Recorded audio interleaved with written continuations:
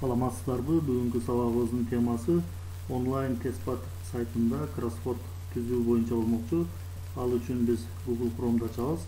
Google Chrome'ду ачкандан кийин бул жерге адрестик жолчого onlinetestpad.com деп жазабыз. Мына onlinetestpad.com деп жазгандан кийин Enter клавишасын басабыз.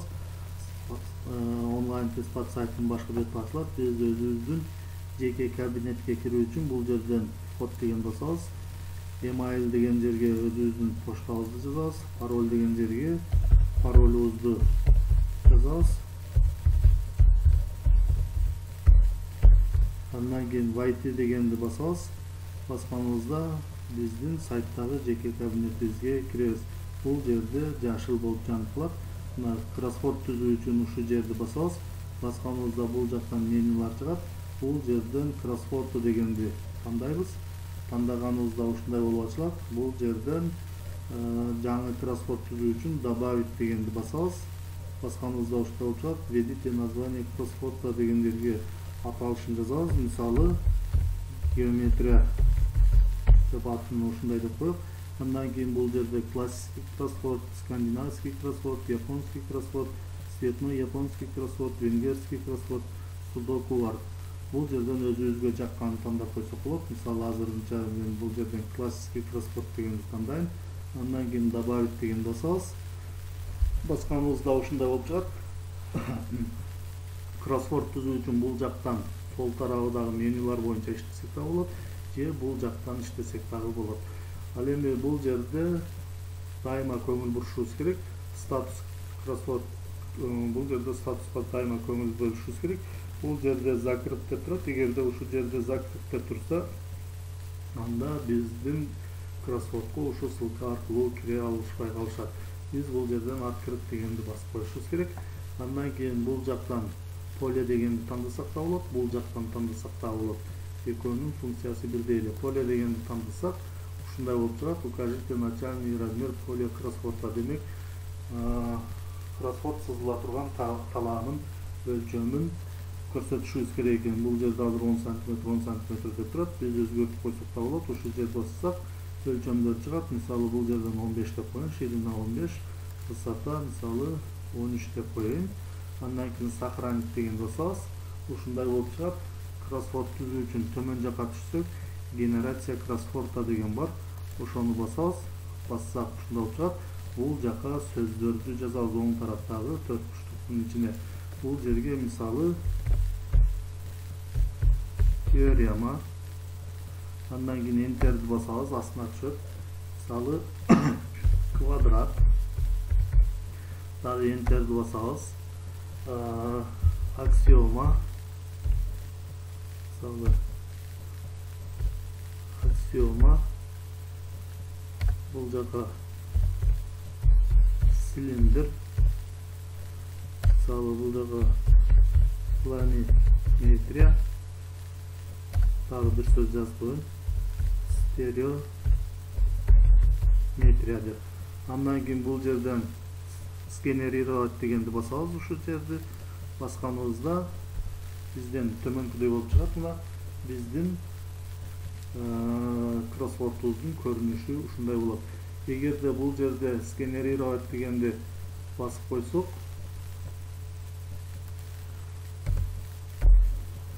бул жерден сгенерировать дегенди басып койсок, башкача кылып өзгөртөт. Мына дагы сгенерировать дегенди бассак, ар кандай вариантта өзгөртөт. Биз ушул жерден өзүбүзгө жаккан вариантты тандап алсак болот. Азыр мына ушундай түрдө болуп турат. Азыр сгенерировать деген бассак, башкача типте болуп калат. Мына ушундай типте болуп калат.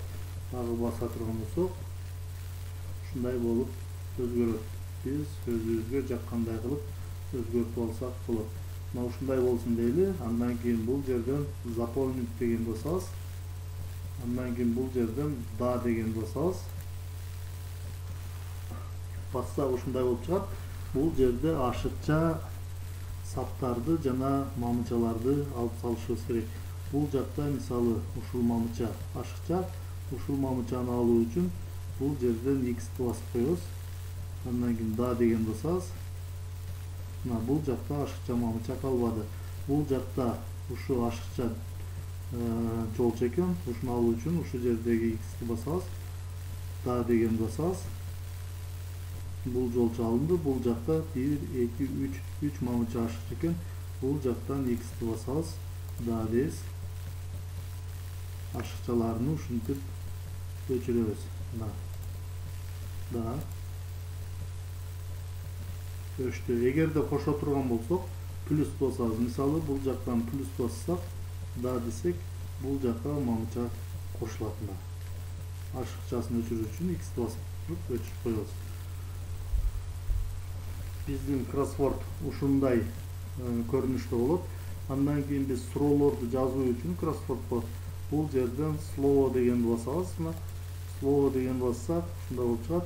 Квадрат изменить дегенди басабыз. Басып туруп, бул жерге суроосун жазабыз. Мисалы, бул жака бардык жагы барабар фигура деп жазып туруп, сохранить деген басабыз.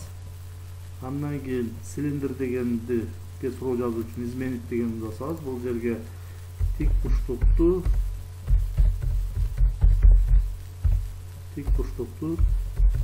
бир жагынын айланасында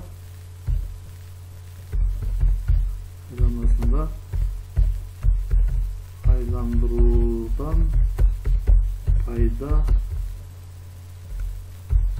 болгон тело деп жазабыз. Андан кийин сохранить дегенди басабыз.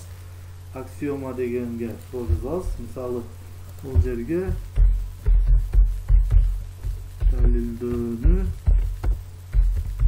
талап кылбаган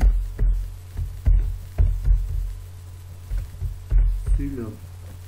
Сохранить дегенди басабыз. Андан кийин планиметрия дегенди басып туруп, бул жерде жазабыз.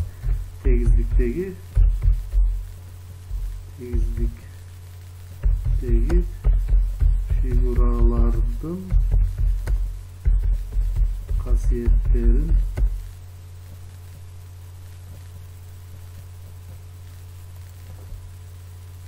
фигуралардын касиеттерин үйрөтүүчү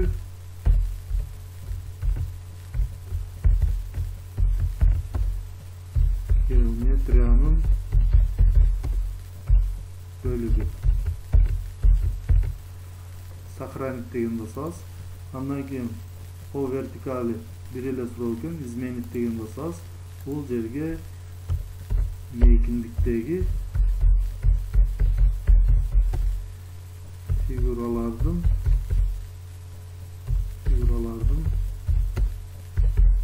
касиеттерин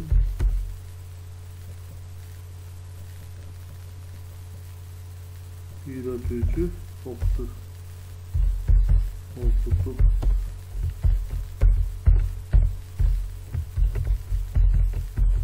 үйрөтүүчү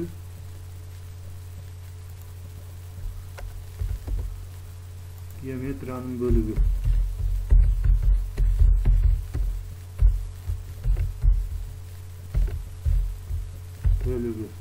Деп туруп, сохранить дегенди басабыз. Биз ушундай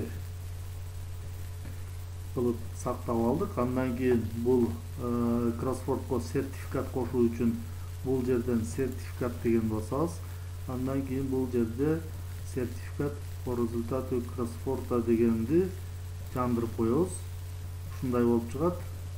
Биздин сертификаттын көрүнүшү ушундай болот. Приглашение деген басып туруп биз чакырсак да болот. Бул жерден добавить новую группу деп туруп. Андан кийин биз ссылка жөнөтүп, ссылка аркылуу кроссвордко чакырсак да болот. Ал үчүн кайра кроссворд деген басабыз. Басканыбызда ушундай болуп чыгат. Бул жерден геометрия деген деп аталышын басабыз. Басканыбызда ушундай болуп чыгат. Биз окуучуларга ушул ссылканы WhatsApp же Telegram группа аркылуу жөнөтөбүз. Окуучуларга ссылка баргандан кийин окуучулар ушул ссылка аркылуу телефон же компьютер менен кирип аткарышса да болот. Мисалы, бул жерден ушул ссылканы бассак, окуучулардан төмөнкүдөй болуп чыгат. Ушундай болуп, бул жерде суроолору жазылып турат. По горизонтали, по вертикали деп. По горизонтали экинчиде бардык жагы барабар фигура. Окуучу бул жерге жазат. Мисалы квадрат деп жазат. Андан кийин үчүнчү тик бурчтукту бир жагынын айланасында айландыруудан пайда болгон тело. Бул жерге окуучу цилиндр деп жазат. Андан кийин мисалы мейкиндиктеги фигуралардын касиеттерин окутуп үйрөтүүчү геометриянын бөлүгү деп вертикаль тигинен бул жака мисалы стереометрия деп жазат. Стереометрия деп жазат. Андан кийин 4-чү суроо далилдөөнү талап кылбаган сүйлөм. Бул жака окуучу өзүнүн жообун жазат. Аксиома. Андан кийин тегиздиктеги фигуралардын касиеттерин үйрөтүүчү геометриянын бөлүгү планиметрия деп жазат. Мындай кылып жазгандан кийин бул жерден завершить дегенди басып коет. Завершить дегенди басат. Бул жерден завершить разгадывание кроссворда дегенден да дегенди басып коет. Басканда окуучуга ушундай болуп тазы жыйынтык чыгат. Окуучу бул жерден введите ваше имя деген жерди басат дагы бул жерге өзүнүн аты жөнүн жазып коет. Мисалы бул жерге Ороскул деп жазып туруп бул жактан галочканы басып коет. Басканда ушундай болуп окуучунун жыйынтыгы чыгат. Бул жерден окуучунун жооп берген жооптору чыгат. Бул жака төмөн жака түшсөк мына сертификаты дагы чыгат. Бул жерде канча процент алганы, канча суроого сөзгө туура жооп бергени ушундай болуп чыгат. Эгерде туура эмес жооп берсе, бул жерде неправильных слов деп чыгат, незаполненных слов деп дагы чыгат. Эгерде такыр эле сөз таба албай жооп жаза албаган болсо, ушундай болуп чыгат. Мугалим окуучунун ишин текшерүү үчүн өзүнүн жеке кабинетине барат. Жеке кабинетине баргандан кийин тест кроссворд дегенди ачат. Бул жерде общее количество решений кроссворда деген жерди басат. Бул жерде эгерде 5 окуучу тапшырган болсо, бул жерден 5 деп чыгып калат.